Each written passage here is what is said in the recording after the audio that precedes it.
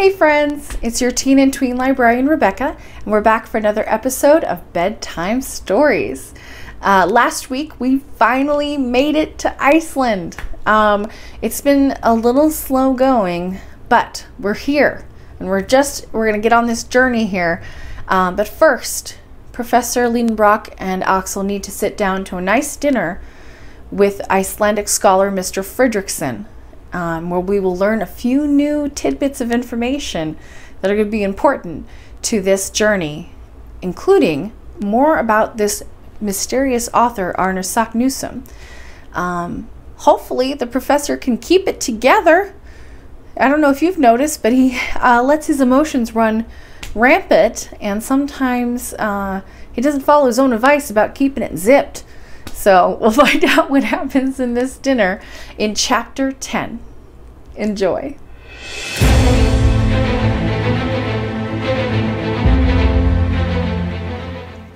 Chapter 10.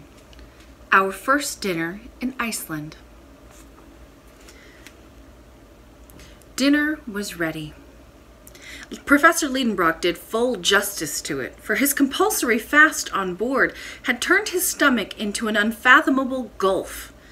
There was nothing remarkable about the meal itself, which was more Danish than Icelandic.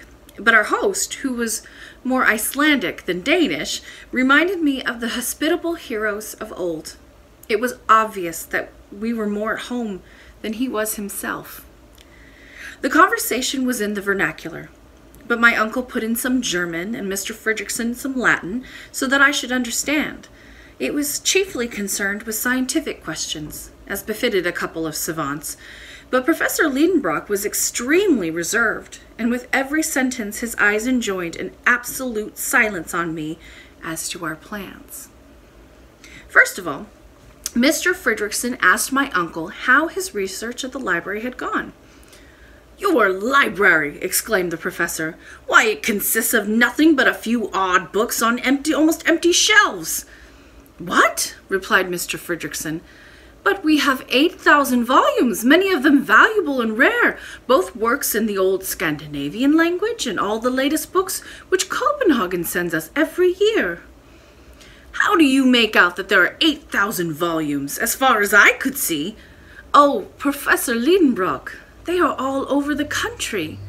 On our old icy island, people are fond of study. There isn't a single farmer or fisherman who can't read or doesn't read. We believe that books, instead of mouldering behind an iron grating far from inquisitive gazes, should be worn out under the eyes of a great many readers. Consequently, these volumes are passed from one person to another, and often return to their shelves only after an absence of a year or two. In the meantime," said my uncle rather crossly, "foreigners—" "What can you expect? Foreigners have their own libraries at home, and after all, the most important thing is that our peasants should be educated. As I have already said, the love of study is in our blood. In 1816, for instance, we founded a literary society which has done very well.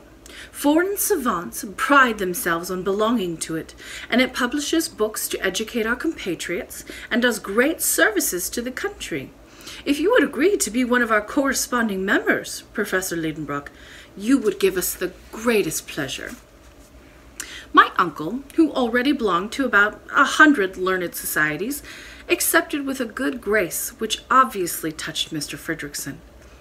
"Now," he went on, "will you be kind enough to tell me what books you hope to find in our library, and I may perhaps be able to tell you something about them?" I looked at my uncle. He hesitated before replying. This question went to the heart of his plans. However, after a moment's reflection, he decided to speak. "Mr. Fredrickson," he said, "I wanted to know whether, among your books, you had those of Arne Saknussemm." "Arne Saknussemm," replied the Reykjavik teacher. "You mean the 16th century savant who was at one and the same a great naturalist, a great alchemist, and a great traveler?" "Exactly." "One of the glories of Icelandic literature and science?" "Just so. A most illustrious man?" "I grant you that." and whose courage matched his genius? I see that you know him well." My uncle was clearly delighted to hear his hero spoken of in this way. His eyes were fixed on Mr. Fridriksson. "Well," he asked, "what about his works?" "Oh, his works. We haven't got them." "What? Not in Iceland?" "They aren't to be found in Iceland or anywhere else." "Well, why is that?" "Because Arne Saknussemm was persecuted for heresy, and in 1573 his works were burnt by the common hangman at Copenhagen." "Excellent! Splendid!" cried my uncle, to the horror of the Icelandic schoolmaster. "I beg your pardon," he said. "Yes, that explains everything. It all ties up. It's all quite clear. Now I see why Saknussemm, put on the index and forced to hide the discoveries due to his genius, was obliged to hide his secret in an incomprehensible cryptogram." "What secret?" asked Mr. Fridriksson, his interest aroused. "A secret whose," stammered my uncle. "Have you some secret document in your possession?" asked our host. "No, I was just making a supposition, a pure supposition." "I see," replied Mr. Fridriksson, who was kind enough not to press the point when he saw the professor's embarrassment. "I hope," he added, "you won't leave our island without seeing some of its mineralogical wealth." "No, indeed," replied my uncle, "but I've arrived rather late in the day. I presume other savants have been here before me?" "Yes, Professor Liedenbrock. The researches carried out by Messrs. Olafsen and Povelsen on the King's instructions, Troyle's field work, the scientific mission of Messrs. Gaimard and Robert based on the French corvette Le Recherche, and the recent observations made by the scientists from frigate Lorraine Hortense have greatly added to our knowledge of Iceland. But believe me, there is still plenty to do." "Do you think so?" asked my uncle with an innocent air, trying to hide the gleam in his eyes. "Oh, yes. There are so many mountains, glaciers, and volcanoes to be studied, about which hardly anything is known. Why, to go no farther, look at that mountain you can see on the horizon. That is Sneffels." "Ah," said my uncle, "Sneffels." "Yes, one of the most interesting volcanoes, with a crater which is seldom visited." "Is it extinct?" "Oh, yes, it has been extinct for the past 500 years. "Well," my uncle went on, frantically crossing his legs to keep himself from jumping in the air, "I think I should like to begin my geological studies with that Fessel. What do you call it?" "Sneffels," replied the worthy Mr. Fridriksson. This part of the conversation had been in Latin, so I had understood it all. I could scarcely conceal my amusement at seeing my uncle's attempts to suppress his obvious elation. He kept trying to assume an innocent expression which looked more like a diabolical grin. "Yes, he said, what you say gives me an idea. We shall try to climb that mountain and perhaps even study its crater." "I'm very sorry," said Mr. Fridriksson, "that my duties don't allow me to leave the town. Otherwise, I should have accompanied you with both pleasure and profit to myself." Oh, no, my uncle replied hurriedly. "We wouldn't dream of disturbing anybody, Mr. Fridriksson. Thank you very much all the same.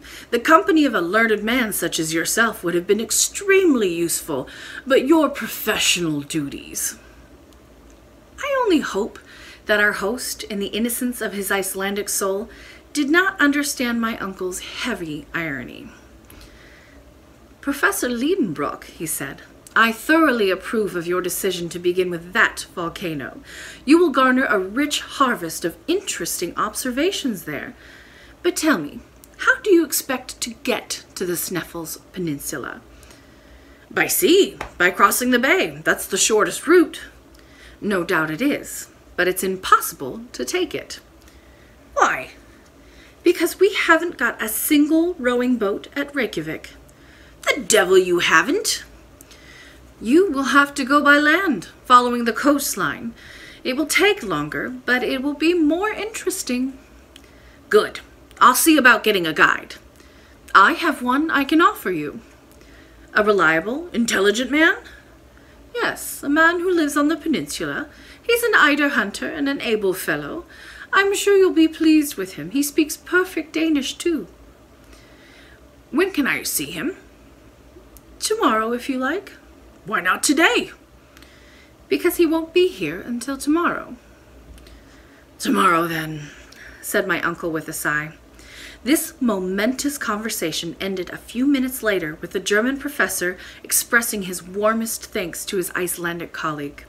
In the course of this dinner, my uncle had learnt some important things, including the story of Saknussemm, the reason for the mysterious nature of his document, and the fact that his host would not be accompanying him on the expedition, and the information that the very next day he would have a guide at his disposal.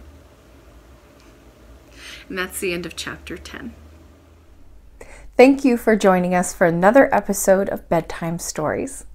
Make sure you never miss an episode by subscribing to the library's YouTube channel. You can also find out what's happening at the library by visiting us on Facebook, Twitter, or Instagram.